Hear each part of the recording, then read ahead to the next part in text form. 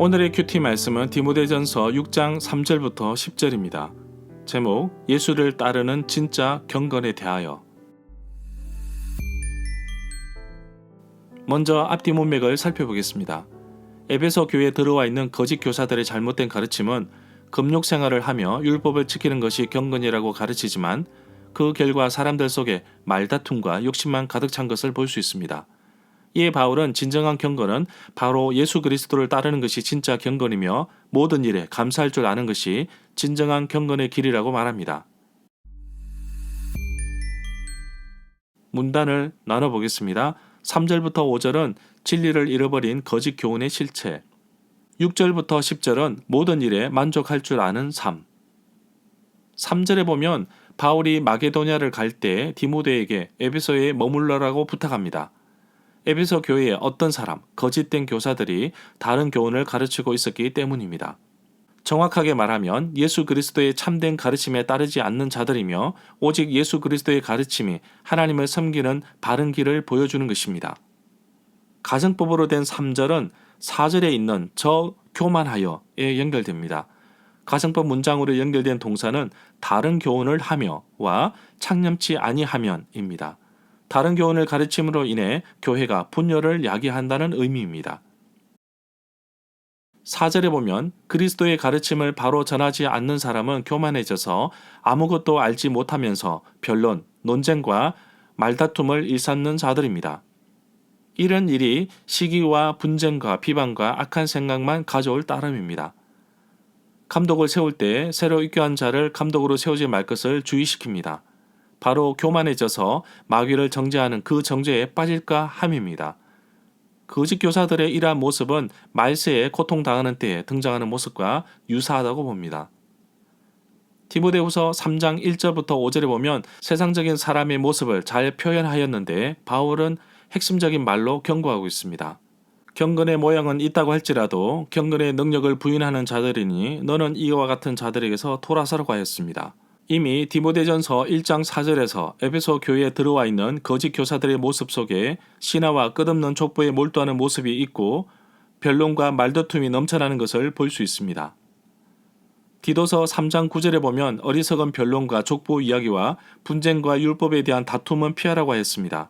이것은 무익한 것이요 거짓된 것이라고 말합니다.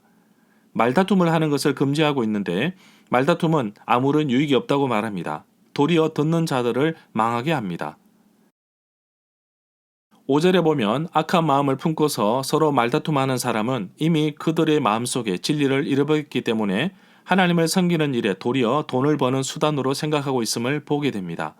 대표적으로 마음이 부패하여 썩은 사람은 얀네와 얀브레인데 이들은 모세를 대적한 사람입니다. 바울은 그들의 마음이 부패한 자이며 믿음에 관하여는 버림받은 자들이라고 말하고 있습니다. 디도서 1장 10절에 보면 바른 교훈을 가르치지 않는 자들의 입을 막으라고 하였습니다. 이러한 자들은 더러운 이득을 취하려고 올바르지 않는 것을 가르쳐 가정을 온통 무너뜨리는 것이라고 합니다. 거짓 교사들은 정말 쓸모없는 데 신경을 쓰게끔 합니다. 말다툼, 변론, 언쟁 등 끊임없이 일어나고 있음을 말해주고 있습니다. 6절에 보면 그러나 지금 가지고 있는 것에 만족하고 있는 사람에게는 경건에 큰 도움이 된다고 합니다. 집안의 재산이 적어도 여호와를 경외하는 것이 큰 부자가 되어 범례하는 것보다 낫다고 잠언 15장 16절에서 말하고 있습니다. 지금 자신에게 주어진 것은 만족하고 감사하는 것이 경건에 이르는 데 도움을 준다고 말하고 있습니다. 그래서 바울은 빌립보서 4장 11절에서 자신은 궁핍하기 때문에 말하는 것이 아니라 어떠한 상황 속에서도 스스로 만족하는 것을 배웠기 때문이라고 말합니다. 앞서 말한 5절의 결론을 6절에서 다시 등장시키고 있습니다. 경건은 탐욕에서 출발하는 것이 아니라 자족하는 마음에서 출발하는 것이며 실제로 이것이 이익이 된다고 말하고 있습니다. 7절에 보면 우리가 세상에 올 때 아무것도 가지고 오지 않았으므로 아무것도 가지고 떠나갈 수 없습니다. 마치 욥이 고백했던 것처럼 어머니 태에서 나온 그대로 돌아갈 것이라고 말하면서도 주신 이도 여호와이시고 거두신 이도 여호와이심을 고백하며 찬양하는 욥의 모습을 볼 수 있습니다.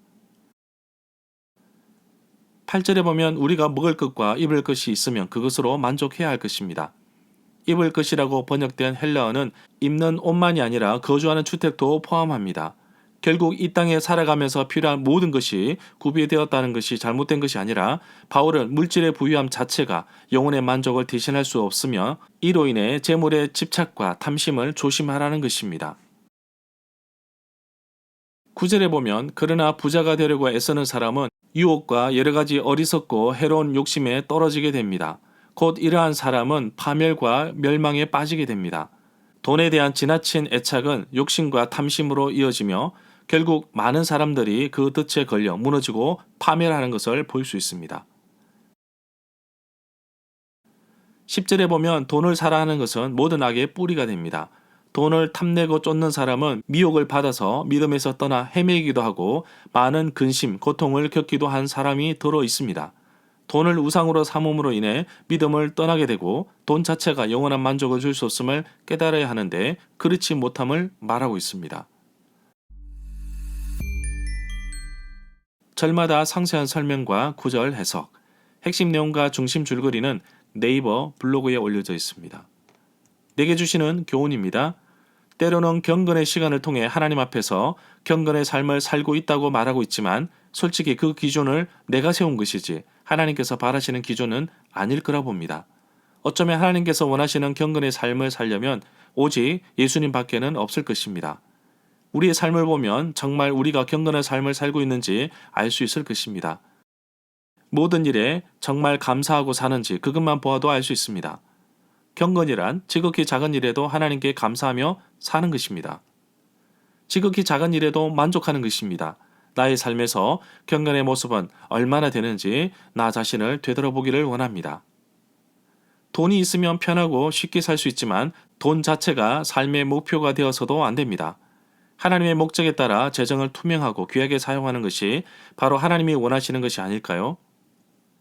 지금 나의 삶에 만족하고 있는 하나님의 뜻에 따라 나의 삶을 점검해보고 채찍질해가며 살아가는 것이 진정한 경건의 삶이라 하겠습니다.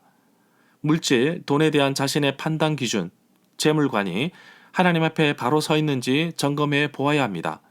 물질은 하나님께서 나에게 맡기신 것이며 그 주인은 하나님이심을 고백하는 것이 바로 진정한 물질에 대한 자세입니다. 하나님께서 주신 물질을 잘 사용하는 것도 우리에게 필요한 부분입니다. 때로는 하나님께서 넘치는 물질의 축복과 부유함을 주실 때에는 그 물질을 가지고 하나님을 섬기는 일에 최선으로 들여보라는 또 하나의 축복의 통로인 것입니다. 물질의 탐심으로 인해 넘어지지 않도록 그 어떤 것도 하나님보다 앞서지 않고 경건한 삶을 살도록 나 자신을 뒤돌아보는 하루가 되기를 간절히 소망합니다.